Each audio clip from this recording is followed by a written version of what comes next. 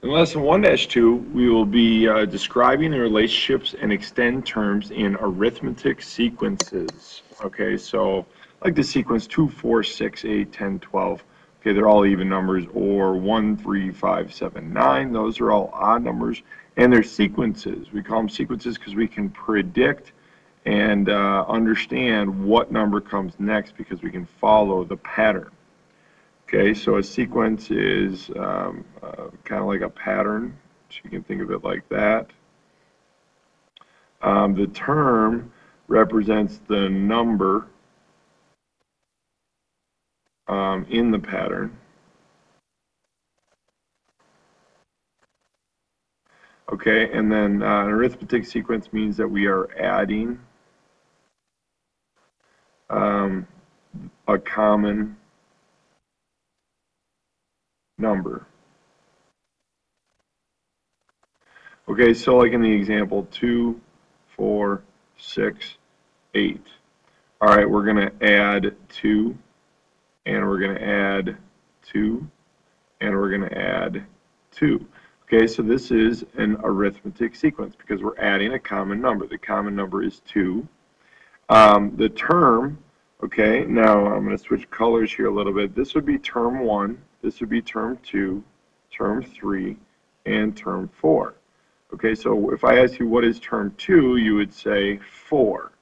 Okay? These numbers down here are very, very important because they also tell us what the coefficient is going to be. Okay, every pattern that we see, we can actually write an algebraic expression to represent that pattern. Okay, and so this number here is going to tell us what our coefficient is. Now, we talked about coefficient in a previous lesson. And remember, the coefficient is the number. So in this case, the number is 2. Okay, and a coefficient is a number that's always right next to a letter. So in this case, it would be 2 times n. Okay, where n stands for the term number. So in this case, if we took number 1 and we plugged it in, 2 times 1 is 2, and that works for this sequence. Okay, if we take 2 in, we'd say 2 times 2 is 4, okay, and that works. So this common number also is called our coefficient. All right, so that common number, that common difference is a very important number. And we can always just put that number, since it's a coefficient, we put it right next to our letter n. N is a term that we often will see when dealing with sequences. Now, since our term actually worked, just 2 times n, and it worked, we don't have to do anything else. We don't have to add or subtract anything from that number, which we'll get to a little bit later. All right, so describe the relationship between the terms in the arithmetic sequence. So what I need you to do is I need you to copy the problem. Okay, just do 7, 11, 15, and 19. And we're trying to figure out what is the difference. So this would be plus 4, this would be also plus 4, and plus 4. Okay, so it says describe the relationship. So we're just going to say plus 4, and then it says to do the next 3 terms. We need to do a blank, another blank, and another blank. So add 4 more, we get 23, then 27, then 31. And this would be how I expect you to answer a homework problem. Okay, you're gonna copy the original 4 terms that they give you, or however many terms they give you. You're going to show me the difference with these little carets, okay, and tell me what the difference is. Then you're going to write the difference and circle it, and then you're going to give me 3 blanks because it asks you to do the next 3 terms. And you'll write those 3 terms on the line. And those will be actually your 4 answers. So this can be 1 answer, 2 answers, 3 answers, and then 4 answers for this question. All right, so again, give us 4 terms. Let's go ahead and write it down. So 0.1, 0.5, 0.9, and 1.3. And I know I'm going to do 3 more terms, so I'm going to give myself those blanks. All right, now we got to figure out what is the difference. So it goes from 1 to 5, so that's plus 0.4. goes from 5 to 9, so that's plus 0.4. And then it basically goes from 9 to 13 almost, but again, it's plus 0.4. So plus 0.4 is my rule. Okay, remember we also said this would be our coefficient. Okay, and then if I add 4/10 more, I'm going to get 1.7, then I'm going to get 2.1, and then finally 2.5. All right, so the first row of a theater has 8 seats.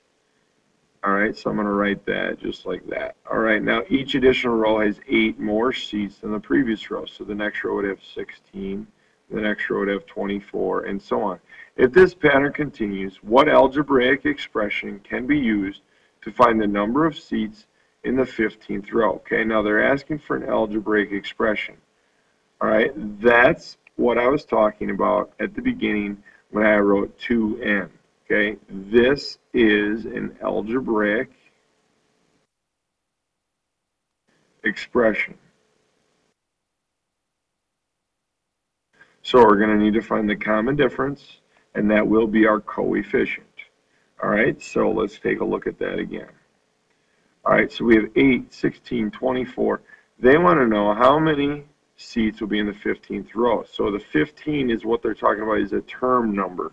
So remember, this would be like row 1 or term 1, row 2 or term 2, row 3 or term 3, and we want to get all the way to row 15 or term 15, okay? Well, let's find the common difference. Well, we got plus 8 and we got plus 8. All right, so this is our coefficient, so let's write 8n. All right, now let's double check to make sure it works. Remember, because this is n, right? That's our term number, so let's go 8 times 1 is 8. Yes, that worked. 2 times 8 is 16. Okay, that worked also. So now we have to do 8 times 15, because we want 15 rows. All right, so if I write it this way, we get 8 times 5 is 40, and 8 times 1 is 8, plus 4 is 12. So that means I'm going to have 120 chairs in the 15th row. Okay, so that's going to be my answer. All right, now this says find the 100th term. All right, again, remember, this is term 1, this is term 2, 3, and 4.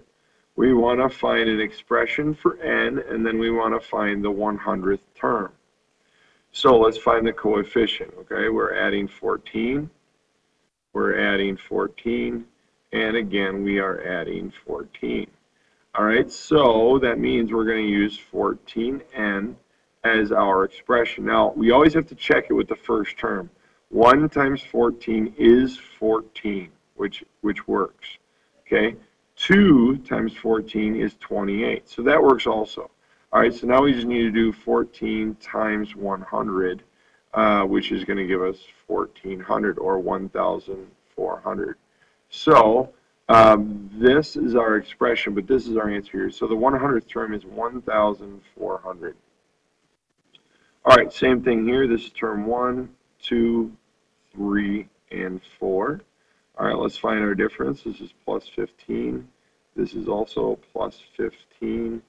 And this is plus 15. Okay, so we got to find an algebraic expression for the nth term, and then we got to find the 100th term. So this is our common difference, which is also our coefficient. Okay, so let's say 15n. Now you always got to check it. So let's put 1 in there. So 15 times 1 is 15. We have 0 here. So how would I get from 15 back to 0? So, well, if 15 times 1 is 15, and I need my answer to be 0, why don't I just subtract 15 from it? Okay, notice in this one, it didn't start at 0, it started at the first term. Okay, so it worked out really nicely. Now, if the first term in this sequence was 15, we'd already be done. But since the first term is 0, we have to subtract that first 15. Okay, I hope that makes sense a little bit. Again, our common difference was 15, so that is our coefficient. So 15n. But when we take the number 1, which is our first term, and put it in for n, 15 times 1 is 15, not 0. So we have to subtract 15 to get back to 0. Now let's try the term 2, shall we? Okay. So 15 times 2 minus 15, because now this is our expression. We have to try the whole thing. So 15 times 2 is 30. If we subtract 15, we get a total of 15, and that works, okay, because our second term is 15, so that does work. So let's go ahead and plug it in for our 100th term.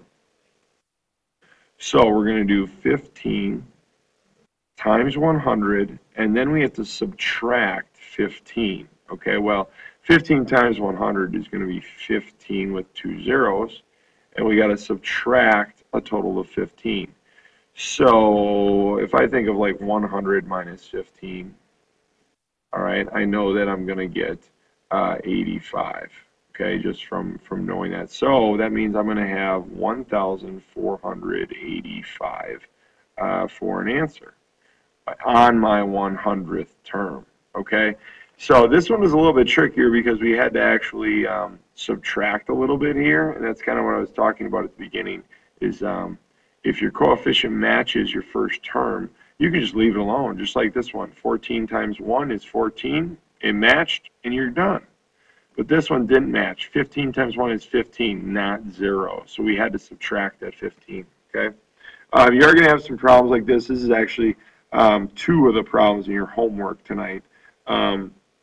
We've actually done for you with these 2 problems. We've done number 28 and number 30. So be sure when you're doing your homework, you check your notes when you're doing number 28 and 30.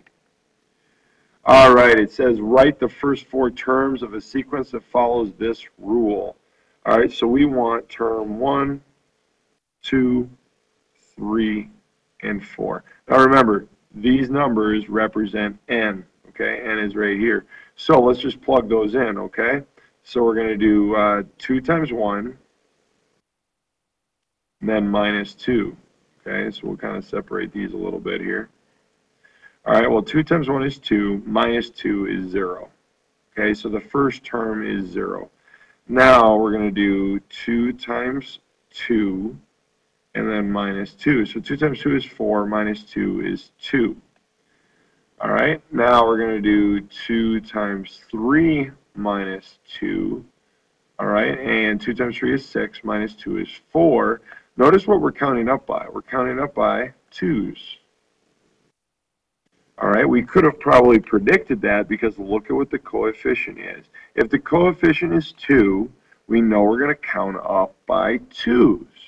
All right, this part over here just tells us that we're not going to start at 2. So that means, you know, we should have been at 2, but we're subtracting 2, so that's why it's 0.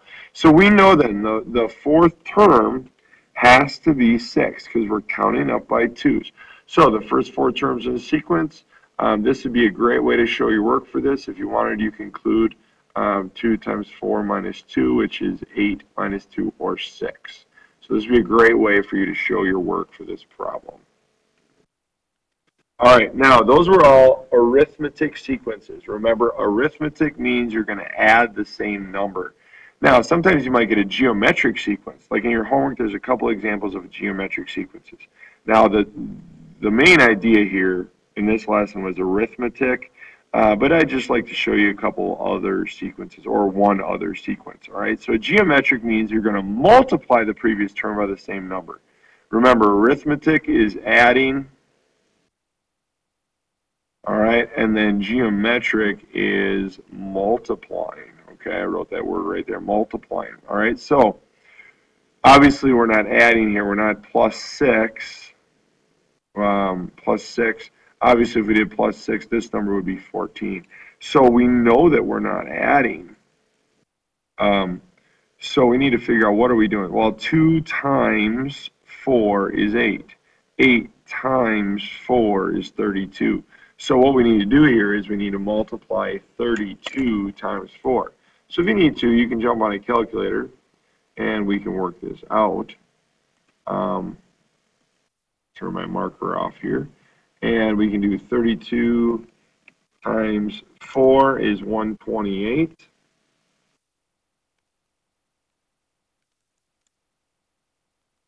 So we're going to get 128. And then we need to multiply that by 4. So we can say times 4 is 512.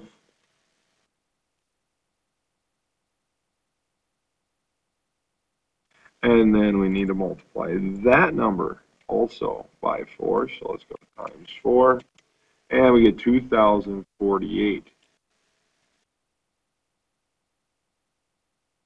So you'll notice that in geometric sequences, your numbers get very large very fast. All right, let's look at the other one. So 4 times 5 is 20. So that means we're going to do 20 times 5 is 100. So times 5 we know is going to be 500. Okay, and these might be a little bit easier to do in our head. All right, so 5 times 5 is going to be 25 with 2 zeros because we had 2 zeros here. All right, and then for this last one, if you want, you can use a calculator if you need to. Otherwise, you might be able to do 5 times 25 in your head. So let's do 5 times 2,500, and we're going to get 12,500.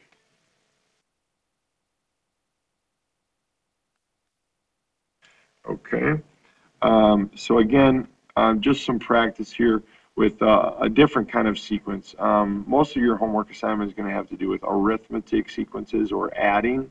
All right, and remember, geometric is a little bit different. We are multiplying. So you're going to have a couple homework examples to having to do with your geometric sequences. All right, and that's our last example for today. So be sure to check your Moodle page for your homework assignment.